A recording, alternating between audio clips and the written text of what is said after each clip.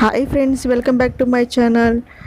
ఈరోజు అండి Rin fabric whitener ఉంది కదండి, ఇది ఎలా పడితే అలా యూస్ చేస్తే కనుక మనకి జరిగే నష్టం ఇదేనండి.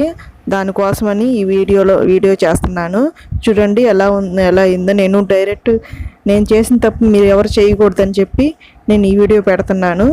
ఇది నేను మిషన్లో వేసి డైరెక్ట్ వేసేసానండి. అది రిన్ ఫ్యాబ్రిక్ వైట్నర్ డైరెక్ట్ వేసేసాను. డైరెక్ట్ వేయటం వల్ల ఇట్లా అయిపోయిందండి.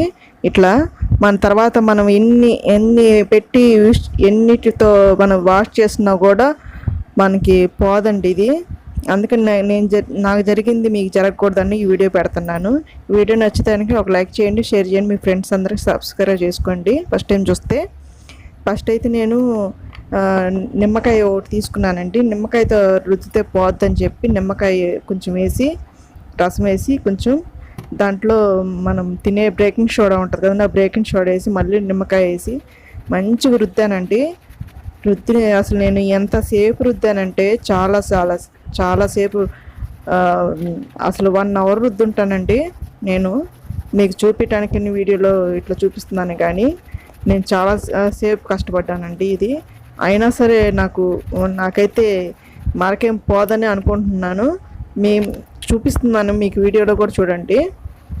నేను ఎంత కుస్తీపాటు పడ్డానంటే ఈ షర్ట్ని మంచిగా చేయటానికి చాలా కుస్తీపాటు పడ్డానండి. మీకు వీడియో చూస్తుంటేనే మీకు అర్థమైపోతూ ఉండొచ్చు నేను పడ్డావు. ఇది వెనిగర్ వేసానండి. వెనిగర్ కూడా వేసాను. మళ్ళీ వెనిగర్ వేసి మళ్ళీ బేకింగ్ సోడా వేసానండి దాని మీద. అదే నార్మల్ మరకలు అయితే కనుక నేను పడ్డ కుస్తీపాటికి నేను యూజ్ చేసిన వాటికి 10 నిమిషాల్లోనే అయిపోద్దండి ఇది. కానీ అసలు నేను ఎంత చేసినా కూడా అవ్వలేదండి. నేను పడ్డది మీరు ఎవరు పడకూడదని, ఎట్లా యూస్ చేయాలో కూడా నెక్స్ట్ వీడియోలో చెప్తానండి. ఇది వ్యానిష్ అని ఉంటుంది కదండి, వ్యానిష్ మీకు తెలిసే ఉండొచ్చు. అది కూడా మరకలు పోద్దని అంటున్నారు, కానీ అది కూడా వేసాను. కానీ దాంతో కూడా నాకు ఏమీ యూస్ లేదండి. దాంతో కూడా పోలేదు. అంటే నార్మల్ మరకలు అయితే పోయేవేమో, కానీ దాంతో మళ్ళీ సర్ఫ్ వేసానండి, నార్మల్ సర్ఫ్. అదేసి మళ్ళీ ఇంకాసేపు బ్రష్ పెట్టి రుద్దానండి. ఎట్లా పడితే అట్లా రుద్దానండి.